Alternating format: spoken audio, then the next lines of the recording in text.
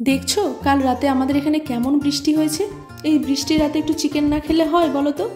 আবার রোজ আবার এই চিকেনের ঝোল আর চিকেন কষা একঘেয়েমি ভালো লাগে না, তাই একটু অন্য স্টাইলে বানিয়ে নিয়েছিলাম আর তোমাদের সঙ্গে শেয়ার করছি। আর হ্যাঁ, এটাকে কিন্তু ডায়েট চিকেনও বলতে পারো। কেন বলছি একটু পরেই জানতে পারবে। তো আমার বাড়িতে যা যা ভেজিটেবলস অ্যাভেলেবেল ছিল সেগুলো সব কেটে নিয়েছি, যেমন পেঁয়াজ, টমেটো, পেঁয়াজ তো থাকেই, টমেটো, ক্যারট, তারপরে ক্যাপসিকাম। তোমাদের বাড়িতে যদি বাঁধাকপি থাকে, বাঁধাকপি, ব্রোকলি এগুলো অ্যাড করতে পারো, কোনো অসুবিধা নেই। এবার চিকেনটাকে তো ম্যারিনেট করতে হবে নাকি, যেহেতু ডায়েট চিকেন একটু দই তো লাগবেই, কারণ বেশি এর মধ্যে তেল টেল কিছু দেওয়া যাবে না।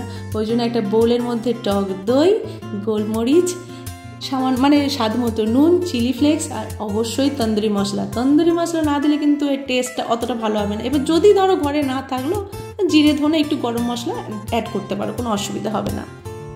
এবার ভালো করে মিক্সড করে নিয়েছি। এই যে এবার চিকেনটাকে ধুয়ে জল ধরতে দিয়েছিলাম। বোনলেস চিকেন নিয়েছি, বোনলেস হলেই ভালো হয়। তো সেই চিকেনগুলোকে দিয়ে ভালো করে ম্যারিনেট করতে হবে। তোমরা কিন্তু এটা অবশ্যই বাড়িতে ট্রাই করো, ঠিক আছে? আর বাড়িতে ট্রাই করে বলো যে কেমন হয়েছে। এটা একদম মানে নামমাত্র তেলে হবে, তেল কিংবা ঘি কিংবা বাটার যাতেই খুশি করো না কেন, নামমাত্র এতে হবে। তো আমি 1 ঘন্টার মতো রেখেছিলাম। আর হ্যাঁ, এটা কিন্তু অনেকক্ষণ ধরে রাখবে, মানে যতটা সময় ধরে রাখা যায় তাহলে জিনিসটা ভালো হবে। যতক্ষণ ম্যারিনেট করবে আর কি ততক্ষণ এটা টেস্টটা ভালো হবে। তো আমি 1 ঘন্টার জন্য রেখেছিলাম। এখানে একটু স্টাইল করছিলাম, দেখবে এই দেখো, দেখেছো রসুন আমার কুচিয়ে গেল। এদিকে মেয়ে করছিল হোমওয়ার্ক, আর এদিকে বরের অবস্থা দেখো, উবড়ি চুবড়ি হয়ে ভিজে এসেছে বেচারি। আমি 1 ঘন্টা ম্যারিনেট করতে দিয়েছি, এই সুযোগে আমি মেয়ের একটা ডান্স ভিডিও শ্যুট করে নিলাম। মানে 1 ঘন্টায় বসে থেকে করবো কি, এগুলো হয়ে গেল কাজ।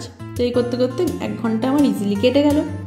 এবারে কড়ার মধ্যে দিয়ে দিয়েছি সামান্য পরিমাণে একটু ঘি। তোমরা চাইলে বাটার দিতে পারো, বাট আমি ঘি দিয়ে বানিয়েছি। তো এই যে ঘিয়ের মধ্যে দিয়ে দিয়েছি রসুন কুচি। তো রসুন কুচির পরে একে একে এবার পেঁয়াজ কুচি দিচ্ছি। এই আওয়াজটা তোমাদের দিতে পারলাম না গো, এই যে চড়বড় চড়বড় হয় কি সুন্দর, মানে আওয়াজটা ভালো লাগে না শব্দটা রান্নায়। তো একে একে সমস্ত সবজিও দিয়ে দিয়েছি। এবার ভালো করে একটু ভেজে নিতে হবে। তার মধ্যে এবার সবজিগুলোর মধ্যে একটু নুন আর একটু গোলমরিচ দিয়ে ভেজে নেবে, বুঝতে পেরেছো? তাহলে সুন্দর মানে টেস্ট আসবে ভেজিটেবলসগুলোর মধ্যে। এবারে অল্প একটু ভেজে নিয়ে তুলে রেখে দিচ্ছি, কারণ এরপরে চিকেনটাকে ভাজবো, মানে সিদ্ধ করবো যাই বলো। কারণ নাহলে চিকেনের সঙ্গে যদি একসঙ্গে সবজিগুলো দিই, সবজিগুলো আর খুঁজে পাওয়া যাবে না, সব গলে যাবে।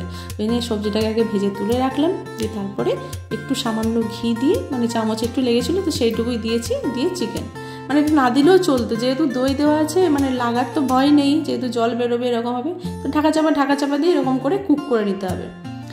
তো এই যে সিদ্ধ হয়ে গেছে চিকেনটা, ভালোভাবে সিদ্ধ হয়ে যাওয়ার পরে ভেজিটেবলসগুলো আবার দিয়ে দিলাম। তা আমি জানি না কেন হড়বড় করে বলছি না, আমি ঠিক করে গুছিয়ে বলতে পারছি না, একটু ম্যানেজ করবো। হ্যাঁ, আমি অতটা ভয়েস ওভার দেওয়ার এক্সপার্ট না। তো যাই হোক, এই যে এবারে ভালো করে একটু কালো কালো করে ভাজতে হবে, তন্দুরির মতো একটু। তো সবাইকে খেতে দিয়ে আমি খেতে বসে পড়েছিলাম। এই দেখো, বিশ্বাস করো দারুণ হয়েছিল। আর হ্যাঁ, আরও একবার বলছি অবশ্যই কিন্তু বাড়িতে ট্রাই করো, ঠিক আছে? চলো টাটা।